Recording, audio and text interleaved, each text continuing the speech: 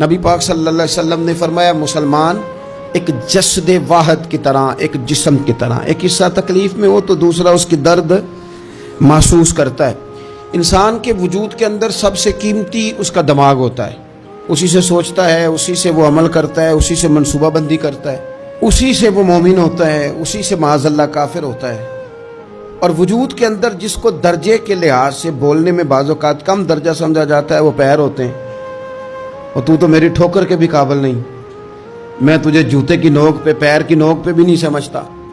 ہم یہ کہتے ہیں محاورتاً کہ تو پیروں کے قابل بھی نہیں، یعنی سب سے اعلیٰ درجہ دماغ کو دیا، دل کو دیا، اور سب سے ہلکا درجہ پاؤں کو دیا۔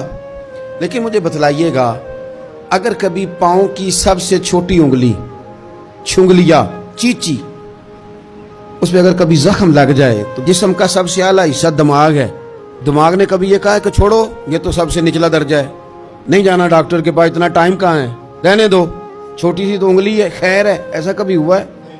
دماغ فوراً کہتا ہے کہ باقی کام بعد میں کریں گے، پہلے ڈاکٹر کا پتہ کرو، اس کو مرہم پٹی کراؤ، کیونکہ اسے پتہ ہے کہ اگر یہاں درد رہی تو باقی جسم میں بھی درد رہے گی۔ اور یہ بھی پتہ ہے دماغ کو کہ اگر میں نے یہاں علاج نہ کرایا انگلی کا تو کہیں پیر بھی سارا زخمی نہ ہو جائے، اور اگر پیر کا علاج نہ کرایا تو ٹانگیں اور باقی وجود تک بھی زخم نہ آ جائے۔ لہذا دماغ جلدی فیصلہ کرتا ہے، ٹیسٹ کرانے کا، چیک اپ کرانے کا، دوائی لینے کا، مرہم پٹی کا۔ اور میرے بھائی مسلمان ایک وجود کی طرح ہے۔ یہ تو ہو سکتا ہے کچھ مسلمان ملک غریب ہوں اور کچھ کے پاس تیل کے کنویں ہوں، کچھ کے پاس سونے کے پہاڑ ہوں، یہ تو ہو سکتا ہے کہ بعض اوقات یہ وہ سمجھ لیں کہ ہم اعلیٰ درجے کے ہیں، لیکن یہ یاد رکھیں اگر ایک جسم کی طرح ہیں، سوچتے ہیں اور ہیں، کیونکہ نبی پاک نے فرمایا ہے، اگر اس طرح سوچتے ہیں پھر میرا خیال ہے کہ جس طرح تیل کے کنویں والے کو اپنی درد ہوتی ہے نا، سونے کے پہاڑوں والے ملک کو جس طرح اپنی درد ہوتی ہے نا، اس طرح اسے کسی کو بھیکارت کی نظر سے دیکھنا نہیں چاہیے، چونکہ جسد واحد ہے۔ اور جسد واحد میں اگر کوئی درجہ بڑا بھی رکھتا ہو کہ جناب ہمارے پاس ایک بڑی جگہ ہے، متبرک جگہ ہے، ہم بڑے ہیں، تو آپ بڑے ہیں، لیکن بڑا دماغ ہی یہ فیصلہ کرتا ہے کہ بھئی وہ چھوٹا سا پیر کا حصہ زخمی ہے، جلدی کرو، علاج کراؤ۔ لیکن بڑے دماغ والا کہے کہ میرا گھر تو محفوظ ہے، اس کا مطلب ہے بڑے دماغ والے نے یا تو سوچنا بند کر دیا ہے، یا وہ خود غرض ہو گیا ہے، یا لالچی ہو گیا ہے، یا پھر وہ یہ ماننے کو تیار نہیں۔ میں حدیث پاک کا ترجمہ کر رہا ہوں، میں تو حدیث پاک بیان کر کے مثال دے رہا ہوں، اب مجھے حدیث کا ترجمہ تو کرنے دینا بھائی، حضور کے فرمان پر تو بات کرنے دو نا بھائی۔ یا تو اس نے اس حدیث کو سمجھا نہیں، اور اگر سمجھ لیا ہے تو یہ کیسے ہو گیا کہ فلسطین کی بیٹیاں روتی رہ گئیں اور تو رویا ہی نہیں؟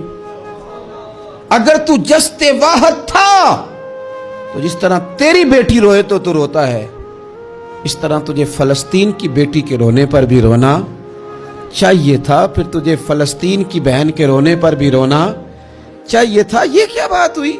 ہم نے نا کسی کو چھوٹا سمجھا، کسی کو حقیر سمجھا، اور بھئی یہ تیرا خیال ہے کہ فلانا فلاں ہے اور فلانا فلاں ہے۔ اقبال کہتے ہیں اپنی ملت پر قیاس اقوام مغرب سے نہ کر، خاص ہے ترکیب میں قوم رسول ہاشمی، تو نبی پاک کی قوم ہے۔ بحثیت مسلمان سوچے مسلمان۔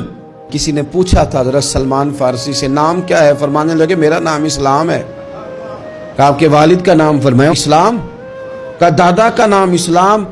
آپ فرمانے لگے تو کتنے کو سوال پوچھے گا، میں کتنے کو جواب دوں گا؟ سلمان کا ہر چیز ہی محمد مصطفیٰ کا دین ہے، میرا سارا کچھ میرے نبی پاک کا دین ہے، شروع بھی یہی ہے، اختتام بھی یہی ہے، یہی میرا سارا کچھ ہے۔ داستان حسن جب پھیلی تو لامحدود تھی، اور جب سمٹی ہے تو آقا بس تیرا نام ہو کے رہ گئی۔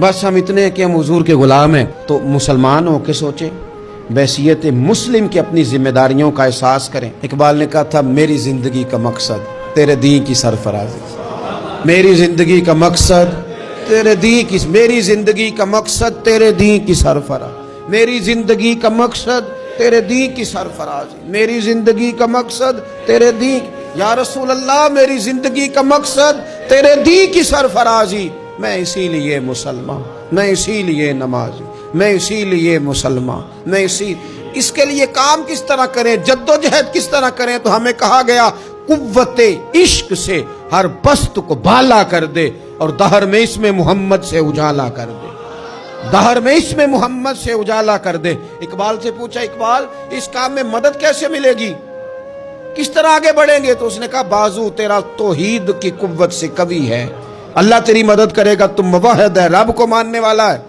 بازو تیرا توحید کی قوت سے قوی ہے، اسلام تیرا دیس ہے، کیونکہ تو مصطفی ہے، تو مصطفیٰ کریم کا ماننے والا ہے، تیری مدد ہوگی ہر میدان۔ اللہ